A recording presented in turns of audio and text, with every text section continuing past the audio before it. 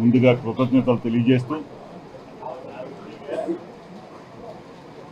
నేను రాజకీయాల్లో ఈ 25 సంవత్సరాల్లో ఈ పిఠాపురం ప్రజలకి నా శక్తి వంచన లేకుండా ఏ పార్టీలో ఉన్నా ఆ పార్టీకి గౌరవం పెంచుతూ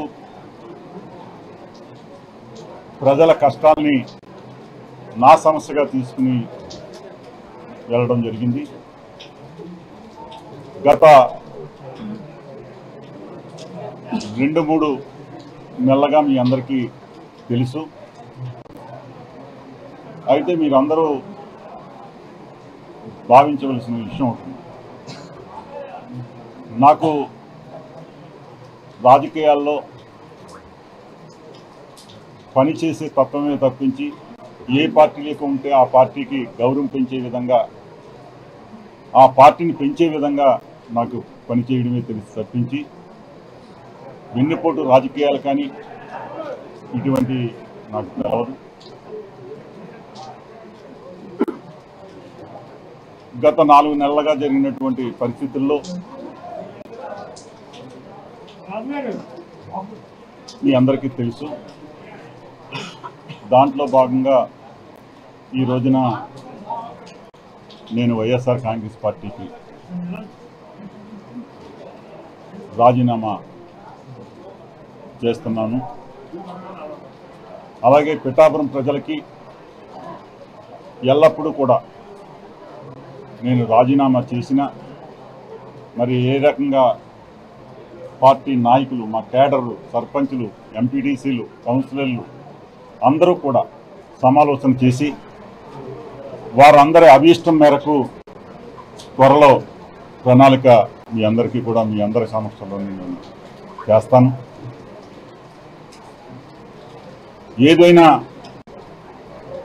రాజకీయ ఆశతోటి కానీ ఇంకో రకంగా కానీ నేను ముందుకెళ్ళటం లేదు. ఈ నియోజకవర్గ అభివృద్ధి, పిఠాపురం ప్రజల యొక్క భవిష్యత్తు ప్రతి ఒక్కరికి కూడా అండగా ఉంటాను. ఈ పిఠాపురంలోనే ఉంటాను. ఈ పిఠాపురంలో మా కేడర్కి కానీ, సర్పంచులకు కానీ, ఎంపీటీసీలకు కానీ, కౌన్సిలర్లకు కానీ అందరికీ కూడా నేను అండగా ఉంటాను. త్వరలో వాళ్ళందరితోటే నిర్ణయం తీసుకుని ముందుకెళ్తానని చెప్పి మీ అందరికీ కూడా సవినయంగా నమస్కారం చేస్తూ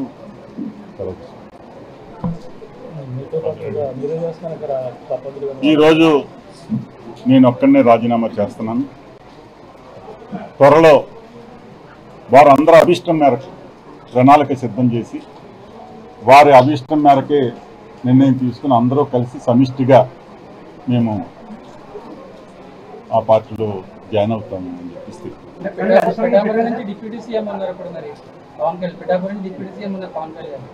పార్టీలో చేరే అవకాశం ఉందా, లేకపోతే ప్రచారం జరుగుతుంది? మీ నియోజకవర్గం అభివృద్ధి అంటారు కాబట్టి అటువంటి వాళ్ళు ఉంటే నియోజకవర్గం ఇంకా 100% ప్రజల, మా నాయకులు, మా సర్పంచులు అందరూ కోరిక మేరకే ఏ నిర్ణయం తీసుకున్నారు. ఇప్పుడు రాజకీయంగా నేనేదో రేపు ఒకటి ఎమ్మెల్యే అవ్వాలను, లేదంటే ఇంకో రకంగా నేను నెక్స్ట్ పోటీ చేయనని కూడా నేను ఆల్రెడీ గత ప్రభుత్వంలోనే నేను చెప్పుకున్నాను. చేస్తే ఈసారి చేయాలనుకున్నాను, నెక్స్ట్ చేయనని కూడా చెప్పడం జరిగింది. ఆ రకంగానే ముందుకెళ్తానని చెప్పింది. రాజకీయ ఆలోచనతోటి నేను ఏది చేయను. నాకుండే పిఠాపురం నియోజకవర్గ ప్రజలు, ఇక్కడ ఉండే నాయకులు, కేడరు వీళ్ళందరూ అభిష్టం మేరకు నేను ముందుకెళ్తున్నాను చెప్పి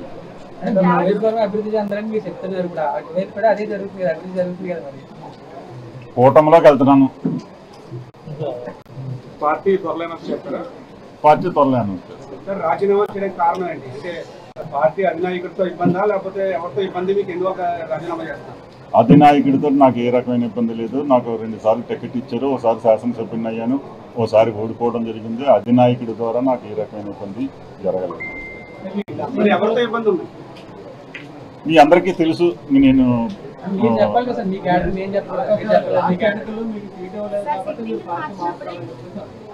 సీట్ ఇవ్వని కారణంగా అయితే అవేళ నేను రాజీనామా చేసేవాడిని. సీట్ ఇవ్వని కారణంగా నేను చేయాలనుకుంటే అవేళ నేను రాజీనామా చేసేవాడిని.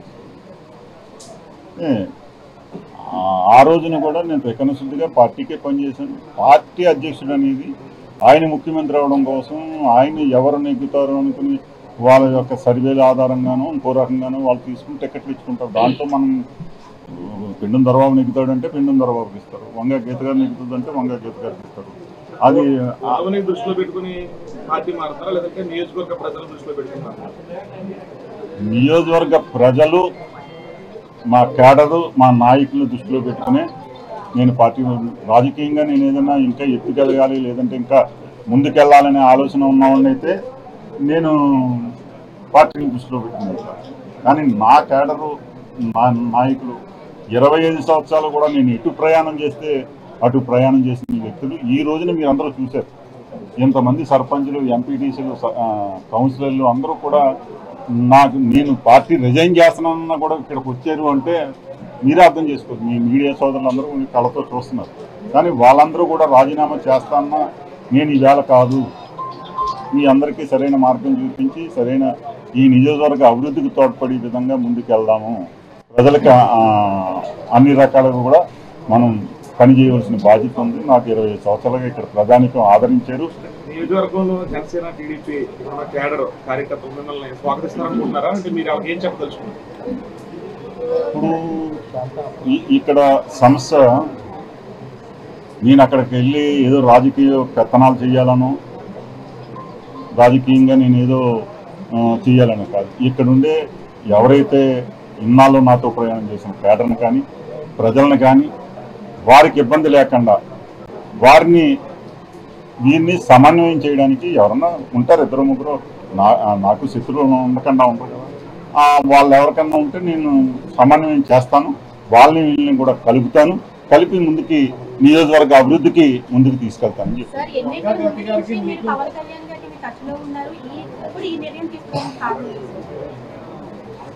అవి ఆహ్వానం ఉన్నా నేను ఒక పాలసీకి కట్టుబడి ఉన్న వ్యక్తిగా నాకు పార్టీలో 2 సార్లు టికెట్ ఇచ్చిన గౌరవాన్ని పురస్కరించుకుని పార్టీకే కట్టుబడి పనిచేశాను. ఎక్కడా కూడా వేరే టైపు రాజకీయాలు చేసే వ్యక్తిని కాదని ముందుగానే చెప్పాను. త్రికరణ శుద్ధిగా ఏదైతే చేస్తాననుకుంటున్నానో దానికే చేస్తాను. ఆ వేళ ఒకవేళ మీరన్నట్టుగానే ఉంటే ఆ వేళ నేను రిజైన్ చేశాను. నాకు వేరే పోటీ చేయమని కూడా ఆహ్వానం ఉన్నా కూడా నేను వెళ్ళలేదు. అవన్నీ నేను మీ అందరికీ తెలిసి తెలియదు ఏం లేదు. అంటే గతంలో కాకినాడ రోడ్ నుంచి జనసేన ఎన్నికల ముందు ఉన్నాం కదా, దాన్ని ఉంది కానీ నేను చేయలేదు. కారణం ఏంటంటే ఇక్కడ ఉండే ప్రజానికంతో పిఠాపురం అయితే చేద్దారనుకున్నాను. పిఠాపురం పవన్ కళ్యాణ్ గారు చేశారు, కాకినాడకు నేను వెళ్ళలేదు. కూటమిలో వెళ్తానంటున్నారు, ఏదైనా పదవాసి చేస్తారు లేదంటే పని చేయడానికి వెళ్తున్నారు. నేను ఒక సూచనలు, సలహాలు జనసేన పార్టీకి, పవన్ కళ్యాణ్ గారికి నా వలన ఏ రకంగా ఉపకారం ఉంటుందంటే ఆ రకంగా ఉపకారం చేస్తాను తప్పించి, రాజకీయంగా సూచనలు, సలహాలు చేస్తాను తప్పించి ఏదో అక్కడికి వెళ్ళి నేను ఇదే ఇన్ఛార్జ్ చేస్తానని ఇంకోటనో కానీ నేను రాజకీయాల్లోకి వెళ్ళలేదు. ఓన్లీ నా పిఠాపురం నియోజకవర్గ ప్రజలు, మా నాయకులు, మా సర్పంచులు, వీళ్ళు కూడా నాతోటి ప్రయాణం చేసిన వ్యక్తులు, నాతో ఉన్న వ్యక్తులు, మీరందరూ కూడా మీతోటే నా ప్రయాణం ఉన్నారు కాబట్టి వారి కోసం నేను ముందుకు వెళ్తున్నానని చెప్పి.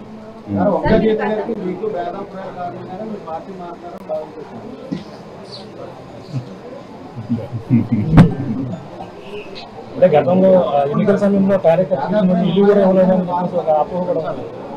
ఇప్పుడు నేను జగన్ గారి గురించి చెప్పినప్పుడు ఏం చెప్పాను, దాన్ని బట్టి మిగతా వాళ్ళ గురించి నేను మాట్లాడలేదంటే మీ అందరికీ తెలిసింది. నేను అవన్నీ నేను ఒకరి గురించి మాట్లాడేంత మనకు అవసరం లేదు. కూటమి నేతలతో ఆల్రెడీ అన్ని పార్టీల నుంచి ఆహ్వానం ఉంది. ఇంకంతకుమించి నేను అయితే మా నాయకులు అభిష్టం మేరకు నేను నిర్ణయం తీసుకుంటానని చెప్పి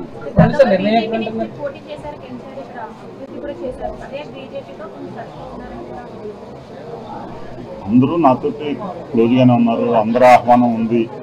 కానీ వీరి ఆలోచనలు కూడా చూడాలి కదా. రేపొద్దుట ఇక్కడ ఏ రకంగా వీళ్ళు ముందుకు వెళ్ళాలనుకుంటారు వాళ్ళతో సమావేశమై తప్పనిసరిగా నేను వీరి అభిష్టం మేరకు నేను పార్టీ